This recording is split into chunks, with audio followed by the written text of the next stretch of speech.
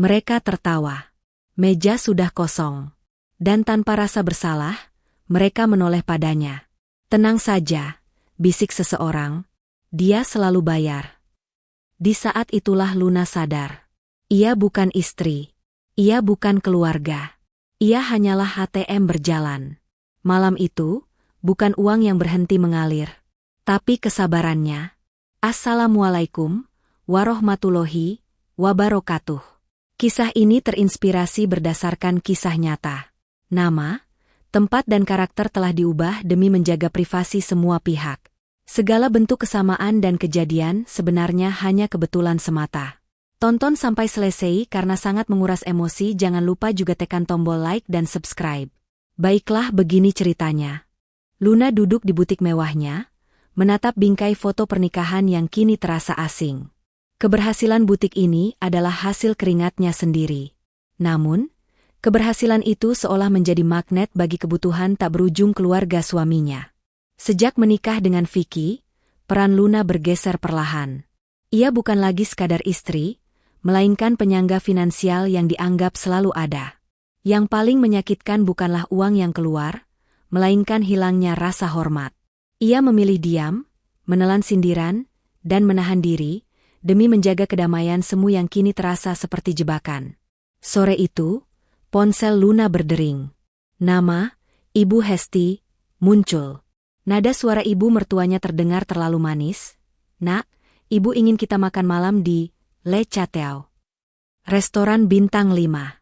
Kita kumpul keluarga, ya. Sudah lama kita tidak harmonis. Luna merasakan kejanggalan. Restoran itu mahal, jauh dari kebiasaan mereka. Ia tahu ini bukan ajakan tulus, melainkan pancingan. Ketika Vicky ikut mendesak dengan alasan menjaga keharmonisan, Luna kembali mengalah, memilih percaya bahwa mungkin, hanya mungkin, prasangkanya salah. Ini adalah batas terakhir kesabarannya. Saat bersiap, notifikasi perbankan bergetar di ponsel Luna. Transaksi besar, dari kartu kredit tambahan yang dipegang Vicky, baru saja tercatat. Nominalnya mencekik, jauh melampaui biaya pemesanan tempat. Darah Luna berdesir dingin. Ini bukan lagi kecurigaan. Ini adalah bukti bahwa malam itu adalah jebakan finansial yang sudah direncanakan. Perdebatan singkat dengan Vicky tidak menghasilkan penjelasan logis. Luna menutup aplikasi itu, tekadnya mengeras. Ia harus datang, bukan untuk makan, tapi untuk melihat sandiwara itu hancur dengan matanya sendiri. Ketika pintu ruang privat, Le Chateau, terbuka, kemewahan ruangan itu kontras dengan pemandangan di meja. Meja besar itu adalah kuburan sisa-sisa pesta. Piring kotor menumpuk tinggi, tulang sisa hidangan mahal berserakan, gelas-gelas anggur kosong berjejalan. Tidak ada sepotong makanan pun yang tersisa. Tidak ada tanda bahwa kehadirannya ditunggu. Hanya aroma makanan yang baru habis disantap. Luna berhenti di ambang pintu, menyerap pemandangan itu.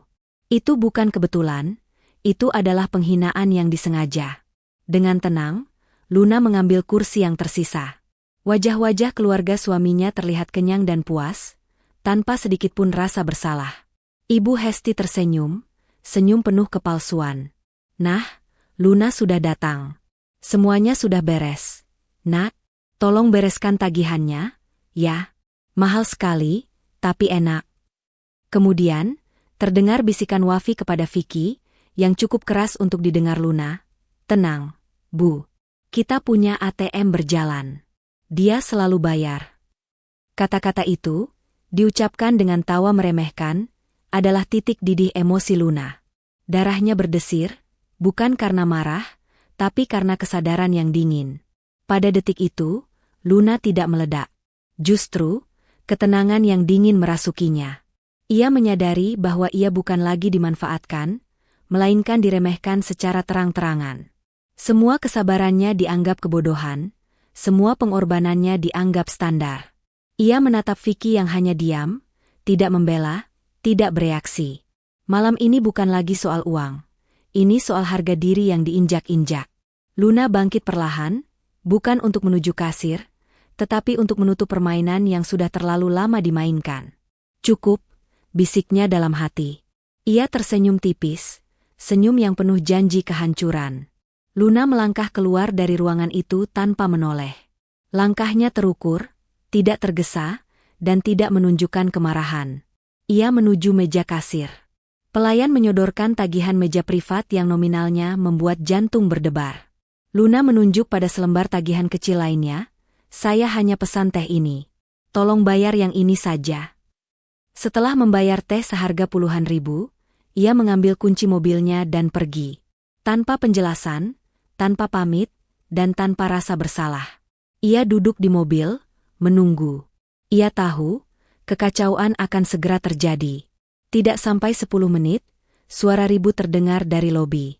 Keluarga Vicky, Ibu Hesti, Wafi, dan Vicky sendiri, terhenti langkahnya. Mereka dihadapkan pada tagihan yang kini harus mereka selesaikan sendiri.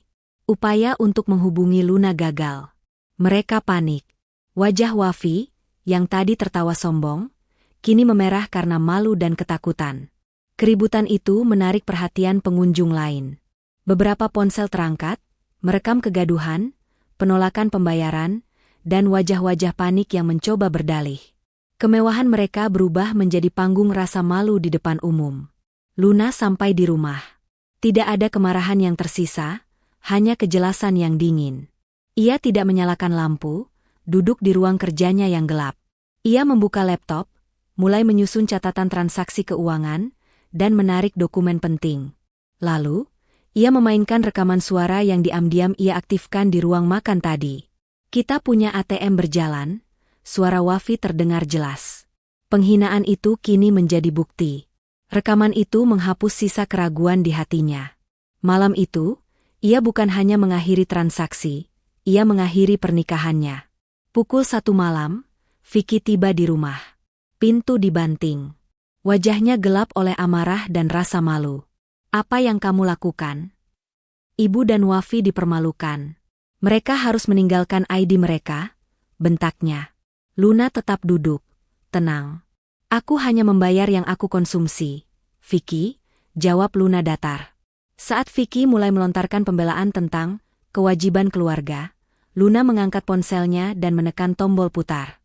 Suara Wafi, tawa Hesti, dan keheningan Vicky sendiri mengisi ruangan. Vicky terdiam, wajahnya pucat. Rekaman itu, lebih lantang dari ribuan argumen, menegaskan penghinaan yang ia biarkan terjadi. Luna menatap suaminya, permainan sudah berakhir. Rumah ini milikku.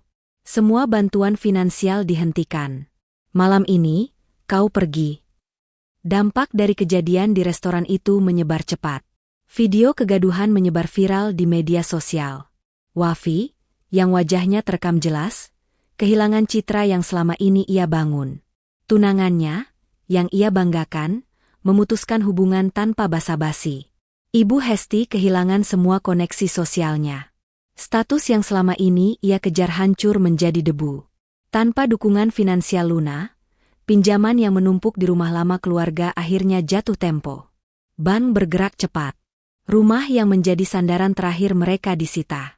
Dalam hitungan minggu, mereka kehilangan segalanya, reputasi, kenyamanan, dan tempat tinggal. Vicky pun tidak luput. Audit internal di kantornya menemukan manipulasi laporan yang selama ini ia lakukan untuk menutup kebutuhan tak terduga keluarganya. Karir yang ia bangun bertahun-tahun runtuh dalam satu keputusan pemecatan. Tanpa pesangon, tanpa reputasi, ia kehilangan sumber pendapatan tetap. Keluarga yang tadinya tinggal di rumah nyaman kini, harus pindah ke kontrakan sempit di pinggiran kota. Kehidupan yang dulu dihiasi gengsi kini berganti dengan pekerjaan serabutan dan tekanan hidup dasar. Penyesalan datang, namun terlambat, dan tidak ada lagi Luna yang siap menyelamatkan mereka. 2 tahun berlalu. Kehidupan Luna bergerak maju dengan pesat. Bisnisnya berkembang, membuka cabang baru. Ia menemukan ketenangan dan fokus. Malam itu, ia kembali ke Le Chateau. Bukan untuk mengenang, melainkan untuk menandai kebebasannya. Di sampingnya, duduk seorang pria yang menghargainya tanpa syarat. Seorang pasangan sejati, bukan penuntut. Ia duduk di meja terbaik, memesan hidangan favorit. Tidak ada rasa cemas, tidak ada bayangan piring kotor. Hidupnya kini terasa utuh dan bermartabat. Saat menunggu hidangan, Luna melihat sosok-sosok yang ia kenal. Vicky, kini lebih kurus dan menua, bekerja sebagai petugas valet di luar. Di dalam, Wafi, tanpa riasan dan kesombongan, datang sebagai pelayan yang sigap. Di balik dapur, punggung Ibu Hesti terlihat membungkuk, sibuk membersihkan sisa makanan. Mereka semua bekerja di tempat yang sama yang pernah menjadi panggung arogansi mereka. Luna melihat semua itu tanpa dendam. Ia menikmati makan malamnya. Ketika saatnya tiba untuk pulang, Luna meninggalkan tip yang sangat besar di meja, sebuah isyarat bahwa ia telah selesai dengan masa lalu. Ia melangkah keluar dengan ringan. Kemenangannya bukan terletak pada kejatuhan mereka, melainkan pada keberaniannya memilih dirinya sendiri dan tidak pernah kembali ke tempat yang salah. Di dalam mobil, kehangatan Bayu, pasangan barunya, terasa menenangkan. Bayu, seorang arsitek yang menghargai ketegasan dan kemandirian Luna, menggenggam tangannya erat. "Kenapa tipnya sebesar itu?" tanya Bayu, mengacu pada nominal yang ia lihat di meja. Luna tersenyum tipis, sorot matanya damai. "Itu bukan tip, Bayu. Itu adalah harga untuk kedamaian yang kubeli 2 tahun lalu. Aku tidak memberikan amal, aku menandatangani kesepakatan bahwa aku tidak akan pernah berutang emosi lagi pada masa lalu." Ia bersandar ke jok, memejamkan mata sejenak, merasakan bobot kebebasan yang mutlak, jauh dari bayangan piring kotor dan tawa meremehkan. Untuk pertama kalinya, ia merasa tidak ada lagi ikatan yang menariknya kembali. 6 bulan kemudian, kehidupan profesional Luna mencapai puncaknya. Ia berdiri di hadapan timnya di ruang pamer butik baru mereka di Singapura, cabang internasional pertama yang menjadi simbol jangkauan bisnisnya yang meluas. Lampu sorot memantul pada kain-kain mewah dan desain interior yang elegan. "Filosofi kita adalah tentang kualitas dan integritas," kata Luna, suaranya mantap dan penuh otoritas, menggema di ruangan modern itu. "Kita menjual bukan hanya busana, tetapi harga diri. Kita tidak akan pernah membangun kesuksesan di atas pengorbanan yang tidak adil." Ia menyadari bahwa kekuatan finansial kini sepenuhnya di bawah kendalinya, menjadi sumber kemakmuran dan kesempatan, bukan alat pemerasan. Demi menutup total babak lama, Luna memutuskan menjual rumah yang dulu ia tinggali bersama Vicky. Saat membersihkan ruang kerjanya yang kini kosong dan bergema, ia menemukan sebuah amplop terselip di laci tersembunyi yang terlupakan. Itu adalah surat tagihan kecil yang tidak pernah dibayar oleh Vicky, hanya nominal kecil, tetapi simbol dari kebiasaan lama. Luna memegang kertas itu sejenak, tidak merasakan amarah, hanya kelelahan dari sebuah drama yang kini terasa remeh. Ia merobeknya menjadi serpihan kecil dan membuangnya ke tempat sampah dengan gerakan tegas, lalu mengunci pintu. Rumah itu akan memiliki penghuni baru. Hidupnya sudah memilikinya dan benar-benar bebas. Beberapa bulan setelah penjualan rumah, Luna dan Bayu duduk di balkon villa sewa di Bali. Bukan hanya pemandangan laut yang indah yang mereka nikmati, tetapi juga perbincangan tentang pembangunan rumah masa depan mereka. Mereka sedang meninjau cetak biru yang dirancang Bayu, sebuah desain yang mengutamakan ruang pribadi dan kesetaraan dalam setiap detail. "Ini adalah rumah yang kita bangun, dari nol, dengan fondasi saling menghargai dan tanpa beban masa lalu," kata Luna, menunjuk pada garis desain yang ia sukai. Bayu tersenyum, meletakkan tangannya di atas cetak biru itu sebagai tanda persetujuan. Tidak ada lagi keterpaksaan, hanya pilihan murni. Ini adalah permulaan yang sesungguhnya, babak baru yang mereka definisikan sendiri. 6 bulan kemudian, di lahan yang menghadap langsung ke Samudra Hindia, pembangunan rumah baru Luna dan Bayu dimulai. Bayu mengawasi sendiri peletakan batu pertama, memastikan bahwa fondasi yang mereka sepakati, terutama dalam hal privasi dan struktur yang kuat, terlaksana sempurna.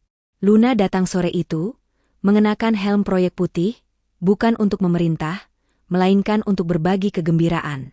Sambil berdiri di atas galian yang dalam, ia melihat cetak biru yang dulu hanya berupa garis di kertas kini menjelma menjadi galian beton yang kokoh. Ini bukan sekadar membangun rumah, tetapi mewujudkan filosofi hidup baru, sesuatu yang dibangun atas dasar yang benar tidak akan mudah runtuh. Di tengah hiruk-pikuk pembangunan rumah, Luna diundang ke sebuah forum mode bergengsi di Paris. Bukan hanya sebagai peserta, melainkan sebagai penerima penghargaan, Visionary Entrepreneurship in Fashion. Saat menerima trofi yang terbuat dari kristal berat, Luna berbicara di hadapan audiens global tentang pentingnya integritas dalam bisnis dan bagaimana kesuksesan sejati harus bebas dari eksploitasi. Ia berdiri di atas panggung itu, merasa kekuatannya sepenuhnya internal. Tidak ada yang bisa mengambilnya. Penghargaan itu bukan hanya pengakuan atas butiknya, tetapi validasi atas keputusan hidupnya untuk mengutamakan harga diri di atas segalanya. Beberapa bulan setelah kembali dari Paris, saat Luna sedang menunggu Bayu di sebuah kedai kopi kelas menengah dekat kantornya, ia melihat Wafi. Wafi kini bekerja sebagai pengemudi ojek online, jaket hijaunya kusam, dan wajahnya terlihat kelelahan. Ia sedang menerima pesanan di ponselnya, tampak frustrasi dengan aplikasinya. Luna duduk di balik jendela, meminum kopinya, dan mengamati tanpa emosi. Bukan belas kasihan, juga bukan kemenangan yang dirasakan Luna, melainkan realisasi datar. Wafi adalah bagian dari masa lalu yang tidak lagi memiliki daya tarik emosional. Ia tidak perlu menyembunyikan diri, tidak perlu berpura-pura. Ia hanya melanjutkan hidupnya, sementara Wafi tetap berada di lingkaran yang ia ciptakan sendiri. Setahun kemudian, Luna dan Bayu merayakan malam pertama mereka di rumah baru yang sudah rampung, yang didirikan di atas tebing Bali. Semua detail mencerminkan visi mereka. Ruang kerja berdinding kaca Luna menghadap laut, dan studio arsitektur Bayu terintegrasi dengan sempurna. Mereka duduk di teras kayu yang menghadap ke Samudra Hindia, menyaksikan matahari terbenam. Tidak ada lagi gema masa lalu, hanya suara ombak dan janji masa depan. Bayu merangkulnya erat. "Ini rumah kita," bisiknya. Luna mengangguk, merasakan berat cincin barunya di jari manisnya, cincin yang tidak dibeli dengan kompromi, melainkan dengan pilihan bebas. Hidupnya, setelah perjalanan panjang, akhirnya menemukan keutuhan di tempat yang dibangun dengan fondasi yang sesungguhnya. 6 bulan setelah pindah ke rumah baru, Luna menyelenggarakan perjamuan bisnis yang sangat terbatas di ruang pamer butik yang terintegrasi dengan villa mereka di tebing Bali. Acara itu dihadiri oleh desainer dan investor internasional terkemuka. Luna berdiri di tengah ruang berdinding kaca, di mana koleksi busana mewahnya bertemu dengan pemandangan Samudra Hindia yang luas. Ia tidak lagi berusaha membuktikan diri, kehadirannya sendiri adalah pernyataan. Ketika seorang kolega memuji arsitektur rumah dan desain butik yang menyatu, Luna hanya tersenyum tipis. "Ini adalah arsitektur kehidupan yang bebas," jawabnya. Malam itu menegaskan bahwa kesuksesannya kini terjalin dengan kebahagiaan pribadinya, sebuah harmoni yang tak terpisahkan. Suatu pagi, saat Luna membereskan laci di studio arsitektur Bayu, yang dulunya adalah gudang kecil yang belum tersentuh, ia menemukan sebuah kotak tua berisi barang-barang yang ditinggalkan Vicky. Di dalamnya, tersimpan selembar surat kabar lama yang memuat berita kecil tentang kehancuran karir Wafi setelah insiden di restoran itu. Tangannya memegang koran lusuh itu sejenak.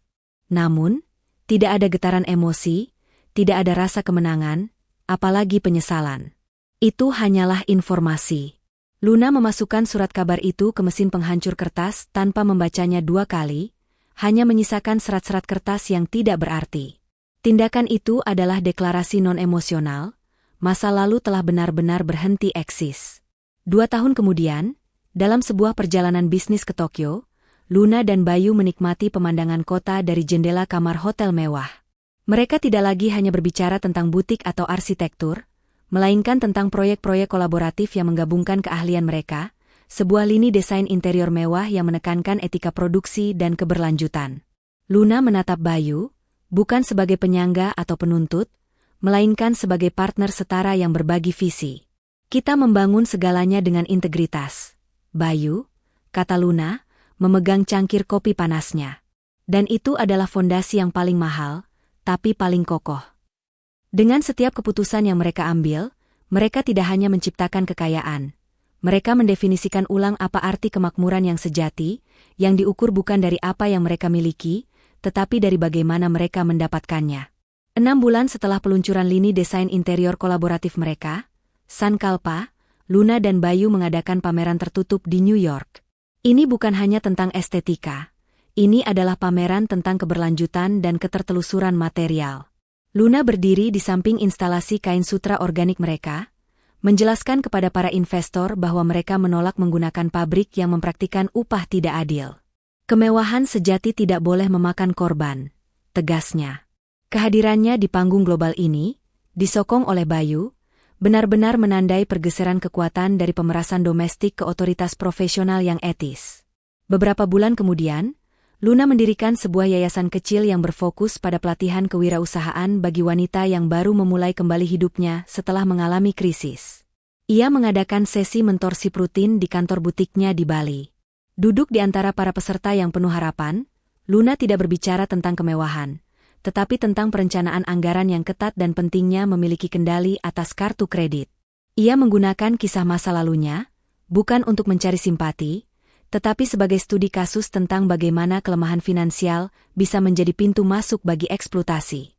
Senyumnya kini adalah senyum seorang mentor, bukan senyum yang menahan diri.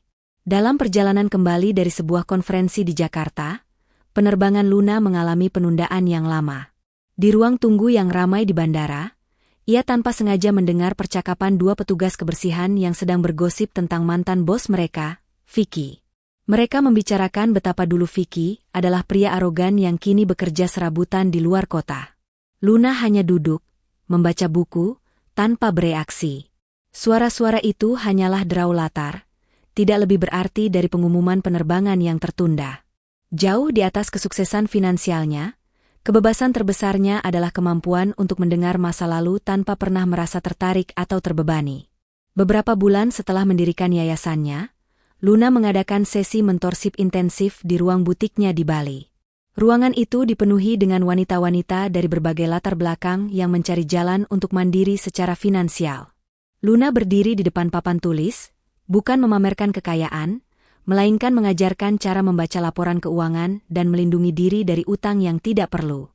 Ia menunjuk ke diagram tentang The Debt Trap, dengan penekanan khusus pada bahaya kartu kredit tambahan. Kekuatan terbesar bukanlah berapa banyak yang kita hasilkan, jelas Luna, matanya tajam dan meyakinkan, tapi seberapa kuat kita mengendalikan apa yang keluar, dan bagaimana kita menjaga pintu gerbang itu agar tidak dimasuki oleh eksploitasi. Setahun setelah peluncuran, Sankalpa, lini desain interior kolaboratif Luna dan Bayu, mereka berada di Milan untuk pameran desain Eropa. Malam pembukaan berlangsung sukses besar. Luna dan Bayu berdiri berdampingan di tengah instalasi yang memukau, menerima pujian dari kritikus dan pembeli. Kesuksesan ini terasa sangat berbeda dari masa lalunya, bukan hanya karena nominal transaksi yang besar, tetapi karena Bayu selalu memastikan bahwa kontribusi Luna diakui secara setara dalam setiap wawancara dan kesepakatan. Luna menyentuh kain sutra organik di salah satu instalasi mereka, merasakan fondasi kokoh dari kemitraan yang didasarkan pada rasa saling menghormati, jauh dari tekanan finansial masa lalu. Dalam sebuah wawancara eksklusif yang disiarkan dari villa mereka di tebing Bali, Luna ditanya tentang kunci transisinya dari pengusaha yang berjuang menjadi ikon etika bisnis global. Luna menatap langsung ke kamera, pandangannya tenang. Orang sering berpikir kebebasan finansial adalah akhir dari masalah. Tapi itu hanya alat, katanya, suaranya mantap. Kebebasan sejati adalah saat Anda belajar menetapkan batasan, dan yang paling penting, saat Anda berani pergi dari meja yang tidak menghargai kehadiran Anda. Saya tidak menjual pakaian. Saya menjual kejelasan bahwa harga diri tidak bisa dibeli dengan kompromi. Wawancara itu menjadi viral, bukan karena sensasi drama masa lalu, melainkan karena pesan pemberdayaan dan integritas yang kuat. Luna dan Bayu melakukan perjalanan ke London untuk meluncurkan perluasan lini, Sankalpa, yang kini mencakup kemitraan dengan petani sutra organik di Asia Tenggara. Dalam konferensi pers yang mewah di sebuah galeri seni kontemporer, Luna menjelaskan bahwa setiap transaksi bukan hanya mencerminkan kualitas, tetapi juga etika di baliknya. Kami menyebutnya Integrity Loop, kata Luna, berdiri di podium marmer yang elegan. Sebagian kecil dari setiap penjualan dialokasikan untuk yayasan mandiri kami, memastikan bahwa keberhasilan ini menciptakan rantai kemandirian finansial bagi wanita lain, bukan hanya kekayaan pribadi. Bayu mengangguk di sampingnya, mendukung penuh. Kekuatan Luna kini terletak pada kemampuannya untuk mengubah trauma masa lalu menjadi model bisnis yang berkelanjutan dan memberdayakan. Beberapa bulan setelah peluncuran London, Luna menyempatkan diri mengunjungi pusat pelatihan yayasan di pinggiran kota Denpasar. Bukan sebagai donatur yang hanya melihat dari jauh, tetapi sebagai mentor yang hadir di tengah proses. Di ruang kelas yang terang dan sederhana, Luna duduk di belakang. Di depan, seorang wanita muda, yang dulunya adalah korban penipuan investasi, kini dengan percaya diri mempresentasikan model bisnis digitalnya di depan papan tulis. Matanya bersinar penuh harapan dan kontrol. Melihat transformasi itu, Luna merasakan kebahagiaan yang mendalam, jauh lebih berharga daripada semua uang yang pernah ia hasilkan. Ia menyadari bahwa memutus siklus eksploitasi pada dirinya sendiri hanyalah permulaan. Kebebasan sejati adalah ketika ia mampu membantu orang lain memutus siklus mereka juga. Satu pagi yang tenang, Luna sedang berbelanja bahan makanan organik di sebuah supermarket premium di Seminyak. Ia mendorong troli perlahan, membandingkan harga minyak zaitun. Tiba-tiba, di lorong minuman kemasan, ia melihat punggung yang sangat familiar, Ibu Hesti. Mantan ibu mertuanya itu kini mengenakan seragam pramuniaga minimarket, sedang menata rak dengan gerakan lambat dan lelah. Tatapan mereka bertemu sekilas. Ekspresi Ibu Hesti langsung berubah, menundukkan kepala dengan cepat, berusaha keras untuk menjadi tidak terlihat, seolah ia adalah bagian dari debu. Luna tidak mengubah ekspresinya. Tidak ada sedikitpun rasa puas atau amarah yang tersisa, hanya keheningan yang total. Ia mengambil botol air mineral yang ia butuhkan, membayar di kasir, dan pergi. Pertemuan itu berlangsung kurang dari 10 detik, dan bobot emosionalnya setara dengan 0. Masa lalu benar-benar telah menjadi orang asing. 5 bulan setelah kepindahan, Luna dan Bayu sedang menyusun rencana proyek yang lebih ambisius. Merancang sebuah pusat desain komersial di Jakarta yang mengintegrasikan butik, studio arsitektur, dan ruang pamer untuk Sankalpa. Di studio berdinding kaca milik Luna, mereka duduk berhadapan, dikelilingi cetak biru besar. Bayu menjelaskan detail struktural bangunan, sementara Luna fokus pada alur fungsional dan etika material. Ketika Bayu mengajukan ide untuk mendirikan Luna Wing, yang sepenuhnya didedikasikan untuk mentor perempuan dari yayasannya, Luna menatapnya dengan rasa terima kasih yang mendalam. "Bayu," katanya, suaranya lembut namun tegas, "kita tidak membangun sayap untukku. Kita membangun fondasi untuk masa depan yang setara. Semua harus merefleksikan kemitraan, bukan pengakuan satu pihak." Bayu tersenyum, paham betul filosofi pasangannya. Mereka menutup sesi itu dengan menggenggam tangan di atas cetak biru, simbol bahwa proyek itu, seperti hubungan mereka, adalah hasil dari kesetaraan yang utuh. Setahun kemudian, Luna diundang untuk menyampaikan pidato utama di Global Ethics Summit di Copenhagen. Di hadapan ribuan pemimpin bisnis dan aktivis keberlanjutan, Luna berbicara tentang harga diri dalam desain, self-worth in design. Ia tidak membahas strategi pemasaran, melainkan transparansi rantai pasok. "Saya belajar bahwa biaya termahal dalam hidup bukanlah utang, melainkan kompromi emosional yang kita lakukan demi menghindari konflik," kata Luna, berdiri di podium yang elegan. Dalam bisnis, kemewahan sejati adalah integritas. Ketika Anda tahu setiap benang ditenun dengan upah yang adil, produk Anda tidak hanya mahal secara harga, tetapi kaya secara moral. Inilah fondasi Sankalpa. Tepuk tangan yang meriah menggema, mengukuhkan posisinya bukan hanya sebagai pengusaha sukses, tetapi sebagai suara etika yang berpengaruh secara global.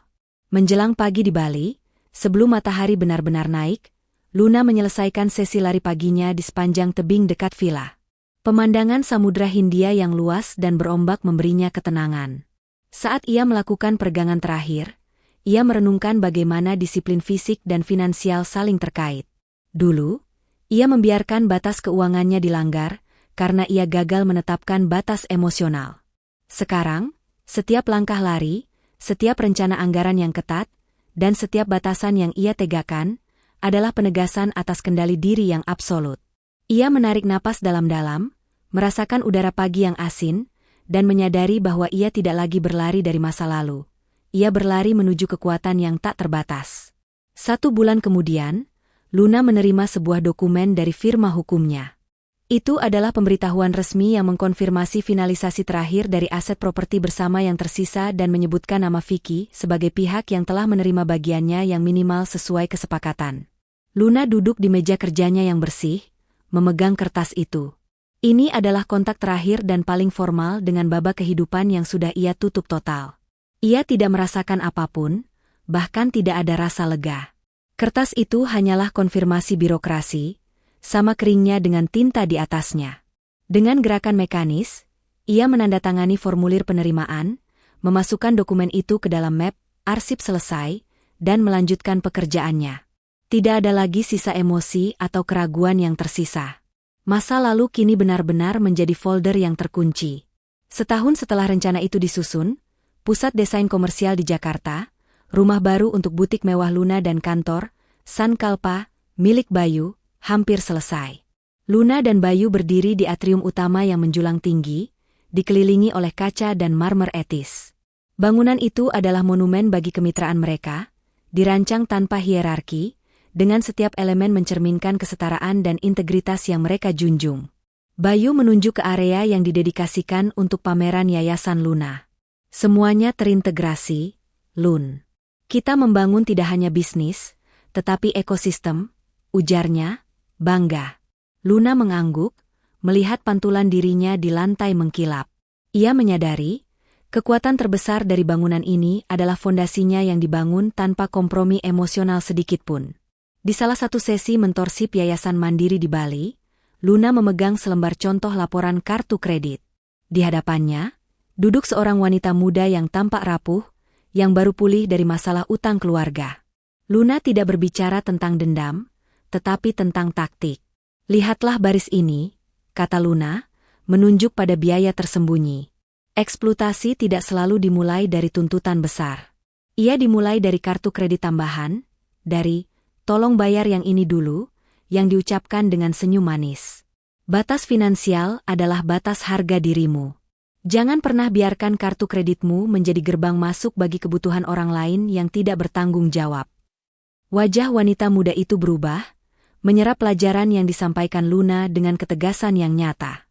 Pada minggu pagi yang tenang di villa mereka di tebing Bali, Luna dan Bayu menikmati kopi di teras kayu. Bayu sedang membolak-balik majalah bisnis internasional, dan berhenti pada halaman yang memuat wawancara mendalam tentang Sankalpa dan etika bisnis Luna. Foto Luna terpampang besar, diapit kutipan tentang integritas sebagai kemewahan sejati. Bayu meletakkan majalah itu di meja, lalu tersenyum kepada Luna, yang sedang menikmati ombak di kejauhan. Selamat pagi, ikon etika global, goda Bayu. Luna tertawa ringan. Pagi, arsitek fondasi yang kokoh. Mereka tahu, pengakuan ini bukanlah tujuan, melainkan efek samping yang indah dari memilih jalan yang benar. Sore itu, Luna menemukan sebuah kunci kecil yang sudah berkarat, terselip di balik buku lama. Ia ingat itu adalah kunci deposit box kecil yang dulu dibuat Vicky tanpa sepengetahuannya, hanya untuk menampung dana darurat tak terduga yang selalu ia harapkan dari Luna. Kunci itu kini tidak berguna, hanya benda mati yang melambangkan kebohongan kecil masa lalu. Luna berjalan ke tepi tebing vilanya. Ia memandang ke bawah, ke ombak Samudra Hindia yang terus-menerus memecah. Dengan gerakan sadar, ia melempar kunci itu jauh ke laut. Itu bukan ritual dramatis, hanya penutupan yang sunyi. Ketika kunci itu tenggelam, Luna menarik napas lega. Tidak ada lagi yang tertinggal. Kebebasannya kini tidak hanya diakui secara hukum atau finansial, tetapi terpatri dalam setiap sudut hidupnya. Ia adalah arsitek keutuhannya sendiri. Beberapa bulan setelah meluncurkan pusat desain di Jakarta, Luna diundang untuk menyampaikan pidato utama di Global Economic Forum di Singapura. Ini adalah panggung yang sangat besar, dihadiri oleh para kepala negara dan CEO global. Mengenakan busana rancangannya sendiri yang elegan, Luna tidak berbicara tentang angka penjualan. Sebaliknya, ia berbicara tentang the cost of compromise. Bagaimana ia hampir kehilangan segalanya karena mengizinkan batasan pribadinya dilanggar atas nama kedamaian. Ia menutup pidatonya dengan kalimat yang kuat, integritas bukanlah pilihan mewah. Itu adalah kebutuhan dasar jika kita ingin membangun kemakmuran yang bertahan lama. Tepuk tangan yang bergemuruh menegaskan bahwa pesannya telah mengena. Di studio arsitektur mereka di Bali, yang dikelilingi oleh kaca dengan pemandangan laut, Luna dan Bayu sedang meninjau naskah draft akhir untuk buku kolaboratif mereka, berjudul Architecting Freedom, Design, Finance, and Integrity. Buku itu membahas perpaduan antara desain etis, perencanaan keuangan yang ketat, dan pentingnya batas pribadi. Bayu menyentuh bab tentang The Non-Negotiable Foundation. Bagian ini adalah esensimu, Lun. Bagaimana kau mengubah piring kotor menjadi cetak biru untuk hidup baru? Katanya. Luna tersenyum, menyadari bahwa proyek ini adalah perayaan kemitraan mereka, di mana trauma masa lalu telah diubah menjadi pelajaran universal yang kuat. Suatu sore, asisten Luna memberikan sebuah proposal bisnis yang dikirimkan melalui jalur tidak resmi ke kantor Jakarta. Pengirimnya adalah seorang kenalan jauh dari lingkaran sosial lama Vicky. Proposal itu, yang menawarkan kemitraan investasi yang terdengar menarik di permukaan, diselipkan dengan nada personal yang samar-samar mencoba membangkitkan nostalgia. Luna membaca 3 paragraf, lalu meletakkannya tanpa emosi. Tolong berikan balasan formal, tolak proposal ini dengan tegas. Perintahnya kepada sang asisten, memastikan bahwa alasannya murni profesional, risiko yang tidak sesuai dengan standar etika Sankalpa. Ini adalah pengingat terakhir bahwa masa lalu akan selalu mencoba kembali. Tetapi kini ia memiliki benteng profesional dan emosional yang tidak bisa ditembus. Beberapa bulan setelah menolak proposal bisnis dari masa lalu, pusat desain komersial di Jakarta milik Luna dan Bayu diresmikan. Acara pembukaan dihadiri oleh media, investor, dan tokoh pemerintahan. Luna berdiri di tengah atrium, mengenakan gaun rancangannya sendiri yang memancarkan kekuatan tenang. Dalam pidato sambutannya, ia tidak hanya berbicara tentang keindahan arsitektur, tetapi juga tentang pentingnya fondasi yang tidak bisa dinegosiasikan dalam setiap pembangunan. Di sudut ruangan, sebuah plakat peresmian Yayasan Mandiri terpajang, menjamin bahwa sebagian keuntungan pusat desain itu akan dialokasikan untuk pemberdayaan wanita. Saat Bayu menggenggam tangannya, Luna tahu bahwa gedung pencakar langit ini adalah bukti nyata. Kebebasan yang didasarkan pada integritas akan berdiri lebih tegak daripada kesuksesan yang dibangun di atas kompromi. Setelah peluncuran global yang sukses, buku kolaboratif Luna dan Bayu, Architecting Freedom, menduduki daftar buku terlaris. Malam itu, mereka merayakan pencapaian tersebut secara intim di teras villa Bali mereka. Bayu menyodorkan segelas anggur dan memeluk Luna, mengagumi matahari terbenam yang spektakuler. Kita mengubah cerita lama menjadi peta jalan, bisik Bayu. Luna meminum anggurnya, memandang ke laut. Babak di mana ia harus berdebat soal uang, emosi, dan batas telah usai. Sekarang, setiap kesuksesan adalah perayaan bersama, di mana kebebasan adalah subjek utama, bukan biaya yang harus dibayar. Pengaruh Luna meluas hingga melampaui dunia mode dan arsitektur. Sebuah stasiun televisi internasional terkemuka memutuskan untuk membuat film dokumenter tentang perjalanan hidupnya, yang berfokus pada transisi dari korban kompromi menjadi ikon batas etis. Kru film menghabiskan beberapa hari di Bali, merekam Luna saat ia berinteraksi dengan timnya dan para mentor yayasan. Dalam salah satu segmen, di ruang mentoringnya, Luna menunjuk ke diagram lingkaran integritas yang ia buat. Banyak orang mengira integritas mahal, tapi sebenarnya, kompromi itulah yang akan menguras seluruh hidupmu. Jelasnya, menatap lurus ke arah kamera dokumenter yang merekamnya, wajahnya memancarkan otoritas yang tenang dan meyakinkan. Sesi pemotretan untuk sampul majalah bergengsi diadakan di teras villa Bali Luna. Setelah semua lampu dan kamera dimatikan, Luna berjalan sendirian menuju meja teras. Di sana, ia melihat cangkir teh bekas yang baru diminumnya. Sekilas, cangkir itu mengingatkannya pada secangkir teh yang ia bayar di Le Chateau bertahun-tahun lalu. Hanya kali ini, teh ini adalah miliknya sepenuhnya. Ia tersenyum, bukan karena kemenangan atas orang lain, tetapi karena pengakuan atas dirinya sendiri, bahwa harga diri tidak memiliki label harga, tetapi membutuhkan ketegasan untuk menjaganya. Ia mengambil cangkir itu, membawanya ke dapur, menutup babak itu sepenuhnya, dan melanjutkan hidupnya yang sekarang penuh kendali.